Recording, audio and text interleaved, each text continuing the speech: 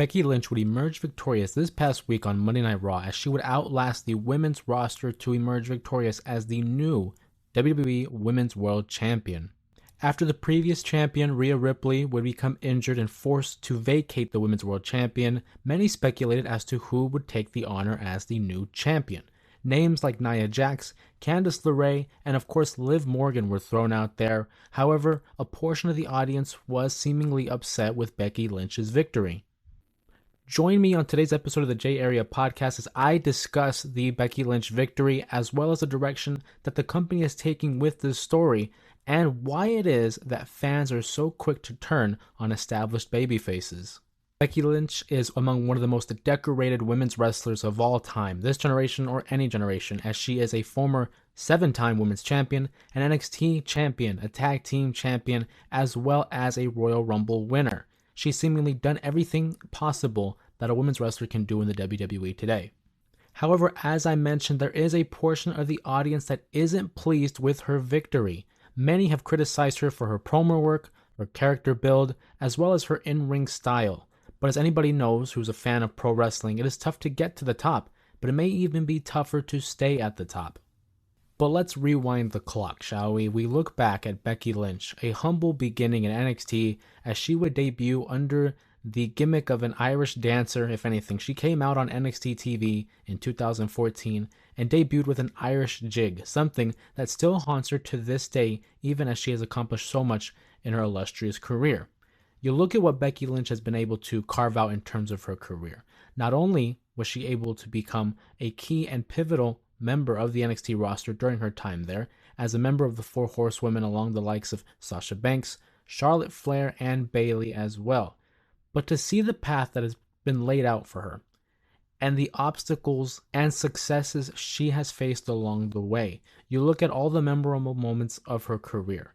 Of course, you have to go all the way back to WrestleMania 32. It was her first appearance at a WrestleMania, and she was in a triple threat match against the likes of Sasha Banks and Charlotte Flair, and what I believe what was the best match of that WrestleMania. Ultimately, she wouldn't win a singles gold until that fall in 2016 when she won the inaugural WWE SmackDown's Women's Championship. And from there on out, she found herself in decent feuds along the likes of Alexa Bliss, Naomi, and to the point where she would drop the title and now caught in limbo. And there was a moment in time where they didn't really know what to do with Becky Lynch. But if you fast forward 2 years forward, of course, in 2018, all it took was one broken nose.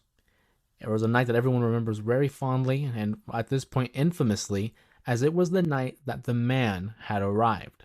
During an in-ring segment promoting the upcoming Survivor Series event, Becky Lynch and members of the SmackDown roster were basically in a bit of a physical altercation with the Raw women. Then Nia Jax seemingly throws a right hand to Becky Lynch, literally connecting. Of course, we know wrestling is a work. They know how to work around these hits. They'll hit them to the point where it doesn't hurt as much. It's still legitimate hits. But at this rate, Nia Jax, still relatively new in her career as well as within the WWE, she literally connects, breaking the nose of Becky Lynch and causing her to bleed. And it creates this infamous image of Becky Lynch heading up towards the audience and professing herself as the man. Arms wide out, blood dripping down her face, and it's an image that is synonymous with Becky Lynch as the moment that she became a star. And since then, she hit the ground running, gaining enough momentum to win the 2019 Royal Rumble event, an event that I was able to attend with my younger brother, an event that would also see Seth Rollins, her future husband, emerge victorious in the Men's Royal Rumble. But then you go to WrestleMania 35. And WrestleMania 35 is when she defeats Charlotte Flair and Ronda Rousey for their respective Women's World Championships, essentially creating the gimmick Becky Two Belts. She would emerge victorious at WrestleMania 35 with 2 sets of world titles, and I feel like this was the beginning of where we are in this story.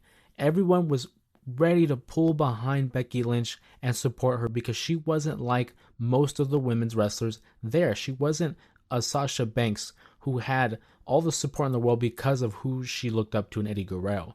You look at Charlotte Flair, who essentially was raised to be in this business, whether or not that was her original plan or not, but she's a Flair.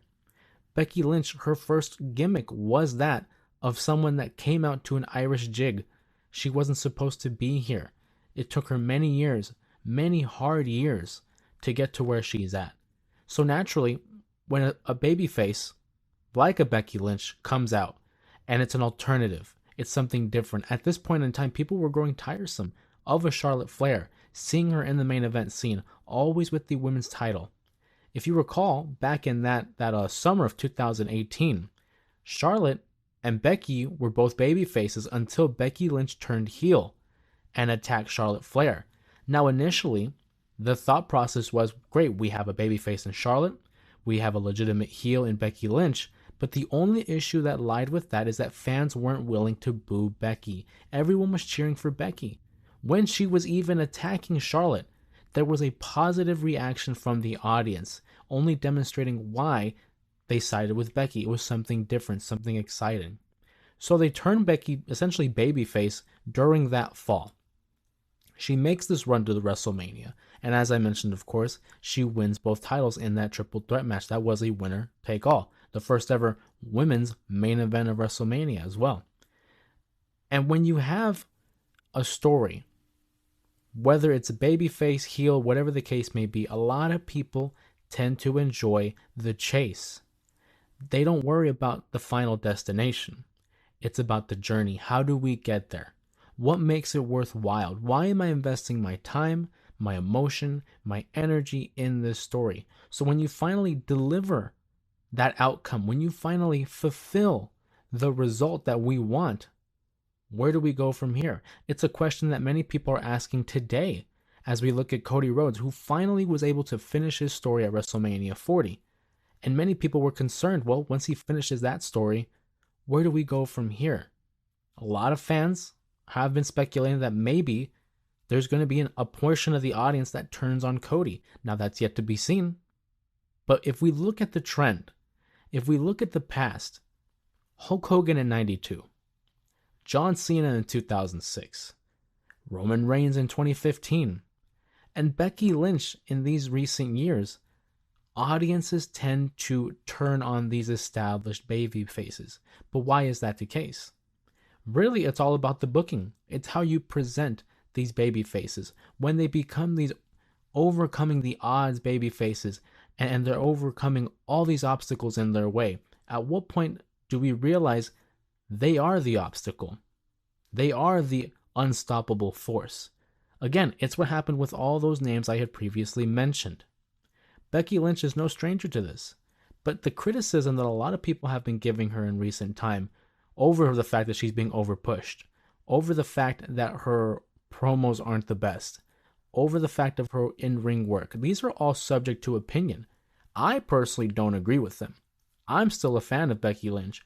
Are there times where her mic work isn't the best? Sure, but nobody's perfect.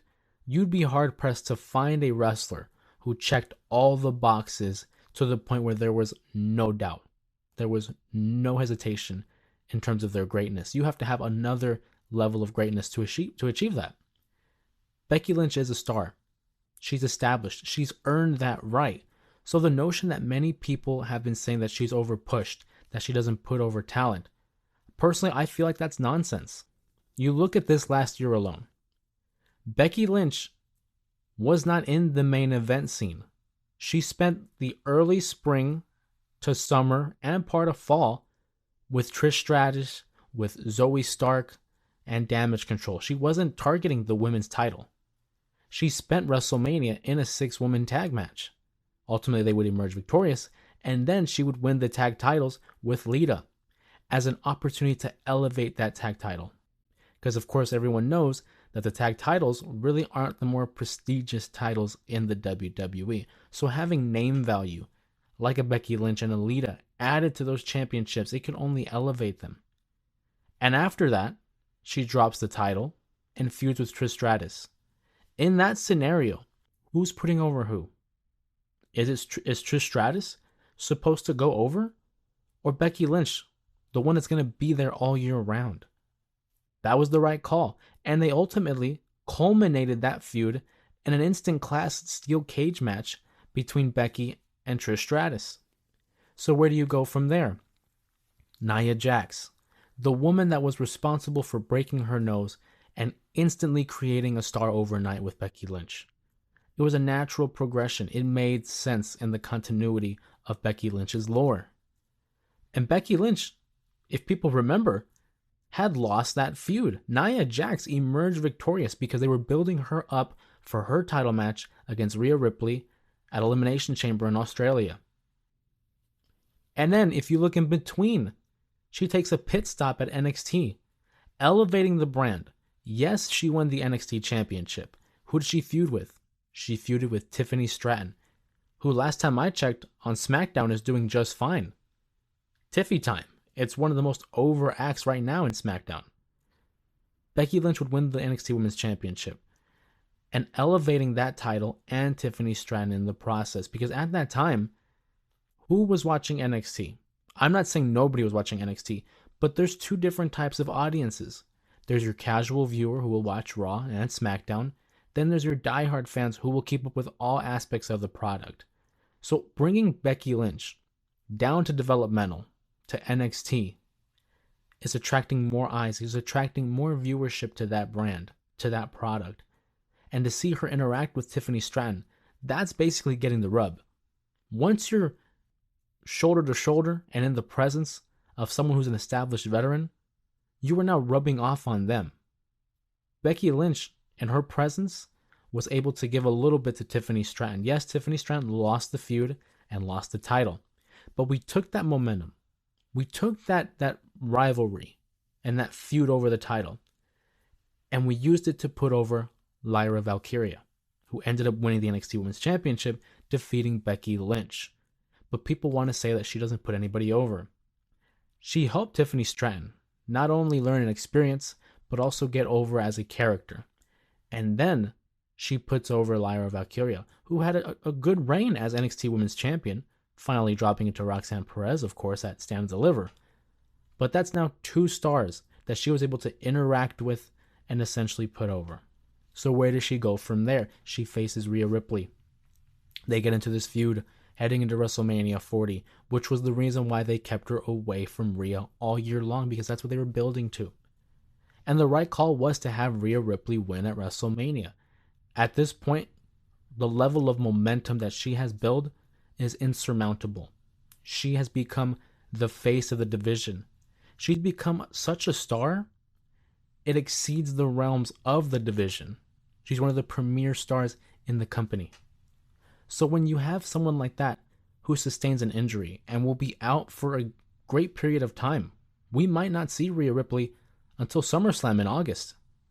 What do? You turn to your established stars. You turn to those who have been there before. Now I focus this point of discussion towards the fans that thought it should have been Liv Morgan. I myself would have loved to have seen Liv Morgan win in the Battle Royal and become the new Women's World Champion. But if you've learned anything from this Triple H era, from the Renaissance era, they play the long game. And I don't think you pull the trigger this quick on a Liv Morgan championship run. She literally just interacted with Rhea Ripley. Yes, that resulted in an injury, but you can stretch this out. You can make it much more worthwhile if you stretch this out. Becky Lynch was the right answer. I think ultimately it was down to Becky, Nia Jax, and Liv Morgan. Those were your three options. Becky Lynch, reports were saying she was going to take time off after WrestleMania. Obviously, she's not anymore. She's the champion. But where do you go from here? I think we're in all agreement that when Rhea Ripley returns, she will not be booed. She will not be booed. How can you boo her? She's too much of a star. She will come back in the same vein that Triple H in 2002 had returned. He was injured as a heel, but he came back to an ovation that screamed babyface and propelled him into the main event scene and won the Undisputed Championship at WrestleMania 18. Who's running the show right now? That very same Triple H. You think he's going to waste this story just in one shot? No, not at all. So they have two different routes they can go with this now that Becky Lynch is the Women's World Champion. Your first route, she holds onto the title and waits for Rhea to return. You have this matchup at SummerSlam, let's say, because I think that's the timetable we're working with at this time. She returns at SummerSlam to face Becky Lynch in hopes of regaining the title she never lost against the woman that she already beat. Becky Lynch is the champion, but she never beat me, Rhea Ripley would say. This, in turn, could start a double turn. We know Rhea Ripley's going to be a babyface. The segments of the crowd that are already booing Becky Lynch, there you go, there's your double turn. Becky Lynch becomes more interesting as that heel. And to see the character work that people are criticizing her over, imagine if Becky Lynch, over the course of this reign, becomes paranoid. Comes to the point where, why are you booing me? I'm the hero. She was in Judgment Day running roughshod all year long. You should be cheering me. Why aren't you cheering me? You're going to cheer Rhea Ripley after what all she's done to the women's locker room? And that sense of almost jealousy, envy. I'm the man. She's not even here. That begins to seep in, and that's when you get the two Clash of the Titans, Rhea Ripley and Becky Lynch. Because Becky Lynch obviously isn't going to hold the title forever. I don't see her holding a 4-year reign like a Roman Reigns. She can drop it to Rhea Ripley then. Or that's when you bring in Liv Morgan. Liv Morgan is on a revenge tour. Even though she returned back in January. We're only in April. It's only been 4 months. And between the months of February to April, we didn't really see Liv Morgan apart from that Nia Jax-Becky Lynch feud. And there you go. There's already history between those two. Becky Lynch and Liv Morgan. That, in a sense, is your next feud. Now, whether or not they pull the trigger and give it to Liv Morgan, that's yet to be seen. But I think you hold off. You hold off and you crown Liv Morgan Money in the Bank, maybe even SummerSlam, of course, depending on the Rhea Ripley timeline. But the end game is Rhea Ripley versus Liv Morgan. Now, whether they choose to hold off till SummerSlam or even WrestleMania 41, which I think would be the call. Unless they want to pull the trigger on a Bianca Belair Rhea Ripley matchup at WrestleMania 41. But that's not my prerogative. People are not happy with Becky Lynch as the champion right now. That's okay. But it's the right call. People want to complain about her work, but she's a proven draw. Look at the audience. Look at the reception that she received after she had won that Women's World Championship Battle Royal. The crowd is invested in Becky. They want to cheer her. A lot of the detractors and those who criticize her coming from the internet. And I get it. We all have our opinions. Certainly when it comes to certain wrestlers. But to say that Liv Morgan wasn't, or that Liv Morgan was the answer, that's the easy way out. Liv Morgan deserves to have her own moment, to be crowned. And you can't get that at the end of a battle royal because of an injury. No one was beaten for the championship. No one was beaten. People were getting thrown out for a vacant title. If I'm a Liv Morgan fan, and I am a Liv Morgan fan, I don't want that for her. I don't want her revenge tour to end on a technicality. I want her to be able to defeat the champion, whether it is a Becky Lynch, whether it is a Rhea Ripley. It has to come down to a one-on-one matchup.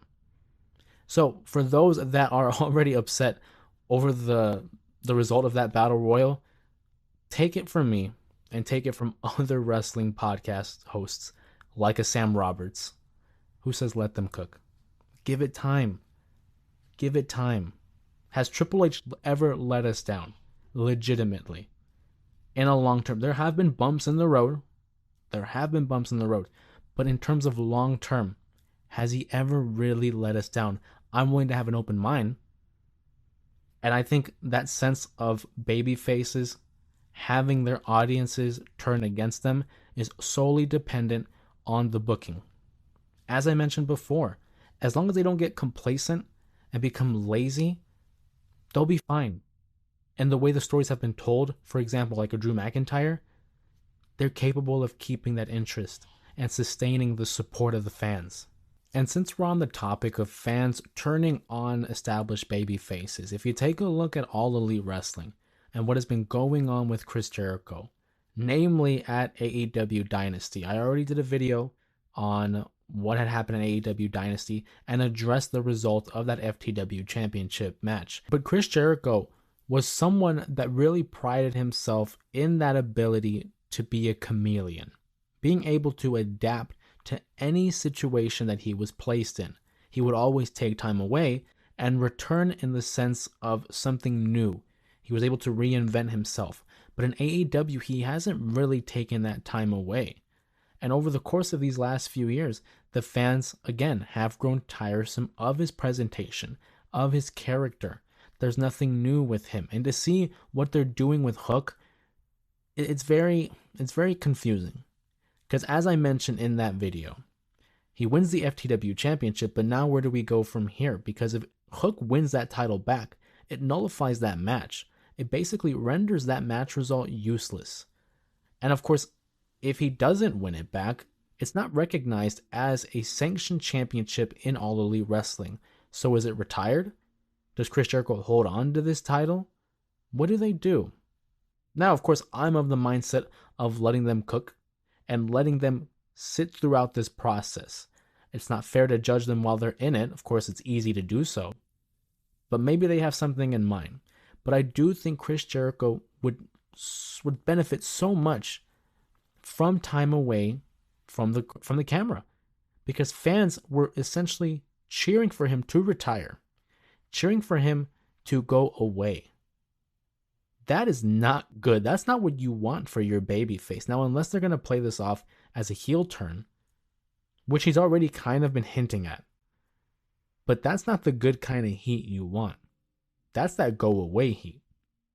So to see the presentation of an established veteran like a Chris Jericho, it's very disheartening. It's very saddening to see. I've always been a Chris Jericho fan, but to see how his fall from grace has essentially been sped up over these last couple months, it's never a good thing. But of course, internet fans are very different from the audience members, because in that moment, people are cheering, people are eliciting their actual emotions, whereas behind a keyboard and behind a screen, essentially, we're able to say and do whatever we want. I look at what's going on with Becky Lynch right now, and it's hard not to compare it to a Chris Jericho, but essentially in it all, we have to wait and see. It's very easy to pull quick judgment in these scenarios, but you have to wait for the long-term booking. And that's what's going to come down to for Becky Lynch. Becky Lynch is one of the best women's wrestlers on the roster. One of the best in the world, for good reason. And of course, this upcoming Friday and Monday night, we have 2 episodes of the WWE Draft. So there's a lot of room for a shakeup to happen. Whether these stories carry out the way they've been or not, again, it's another wrinkle in time, another moment that we will see change. Will we follow the same storyline? I trust them that they have everything mapped out for the most part. But to sit there and assume that they don't know what they're doing and that they made the wrong decision. Look at WrestleMania 39. That's a perfect example. People said that it was the wrong call to have Cody lose to Roman. He should have won at WrestleMania 39. I think, in hindsight, because it is 2020, it was the right call. WrestleMania 40 gave us one of the greatest main events of all time, one of the great feel-good moments of wrestling history. With that being said, you don't have that without Cody suffering that loss at WrestleMania 39. But this is why we have the podcast. This is why we have the YouTube channel, to have these open discussions about the ongoing events in WWE, in professional wrestling in general. And I know that if you guys are as big of a professional wrestling fan as I am, please, to keep up to date with all the content that I produce on this podcast, on the YouTube channel, you have to like, share, and subscribe. That's the only way to do it. I appreciate the support that you guys have been giving me this last year alone. The goal, of course, is to hit 1,000 subscribers on YouTube, and you guys have been doing a tremendous job at that. And I hope to keep up that level of momentum that we've been building in order to see the podcast, in order to see the channel grow into something big and better. Because every day that I release a video, every day I release a YouTube short, you guys are there. And I appreciate that, as always. My name is Jose Ramos Jr. This has been the J Area Podcast. Please continue to follow, share, and subscribe. As I mentioned already, it really does help with the growth of the podcast. And we will see you in the next episode.